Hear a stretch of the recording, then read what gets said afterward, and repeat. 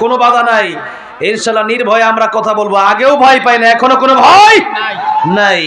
আল্লামা সাইদিকে নিয়ে আমি লিখেছি এই জন্য, কারণ আল্লামা সাইদিকে আমরা কোরআনের জন্য, আল্লাহর জন্য ভালোবাসি, ঠিক না বেঠে?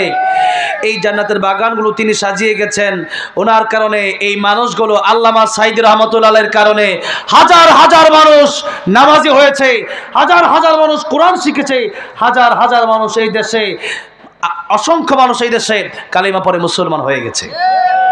কারাগারে কাটালে 13টি বছর, বাতিল কেঁপেছে তোমায় দেখে থর থর।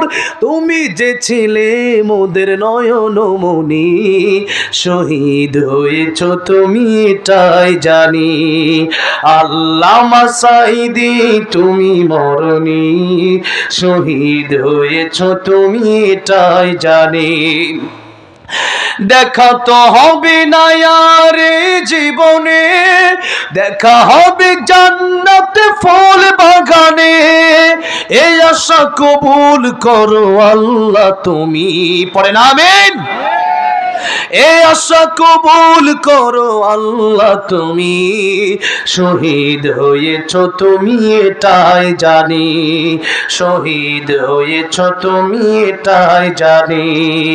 আল্লামা সাইদি তুমি মরনি, শহীদ হয়েছ তুমি এটাই জানি, শহীদ হয়েছ তুমি এটাই জানি। আল্লামা সাইদির কবর তুমি জান্নাতের উচ্চ মাকাম বানায় দাও, বলেন আমিন। আল্লাহ আমাদেরকেও তুমি শহীদি মৃত্যু দিও, জোরে জোরে বলেন আমিন। এরপর আরেক দুইটা গজল গাওয়ার জন্য বলা হয়েছে, তার আগে আরেকটা কথা আপনাদেরকে একটু বলতে চাই।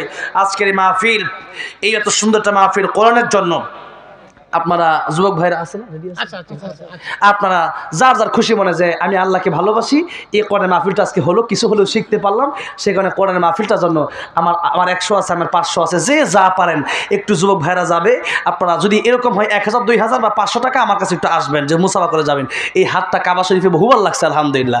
এই হাত দিয়ে বড় আল্লাহর ওলিদের সাথে আমি দেখা করেছি, মুসাফা করেছি আলহামদুলিল্লাহ। উনি মানুষটার জন্য আমি স্পেশাল তো সবার জন্যই আছে, তারপরে যদি কেউ বড় টাকা থাকেন এখানে এসে দেন।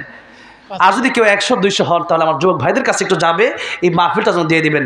আমার আজকের আমার প্রিয় ভাই যিনি আমাকে দাওয়াত করলেন, এত সুন্দর ব্যবহার, ওনার ব্যবসা বাণিজ্য আছে, তিনি একজন ব্যবসায়ী মানুষ, আপনাদের এলাকার মানুষ, রশিকুল ইসলাম সাহেব, তিনি নগদে দিয়ে দিলেন 5000 জোরে করে মারহাবা।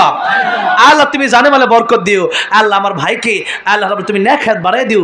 আল্লাহ রাব্বুল আলামিন মনে নেক বাসনাগুলো তুমি পূরণ করে দিও, জোরে বলেন আমিন।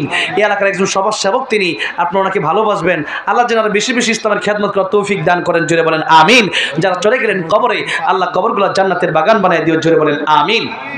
আর যদি কেউ থাকে, ওই নবীজির পাগল গজলটা আমি শুনবো। আমার সাজ্জাদ ভাই, এই ভাই যা বলছে এটা তো আমি ফেলতে পারি না, কারণ আমার ভাই আহা এত কষ্ট করছে প্রয়োজনে। যোগাযোগ কাকে বলে, কত ফোন, কত হাজার ফোন দিছে আমিও জানি না। এখন এই যে আমার ভাই বলতেছে আমি মদিনার পাগল গজলটা গাওয়ার জন্য,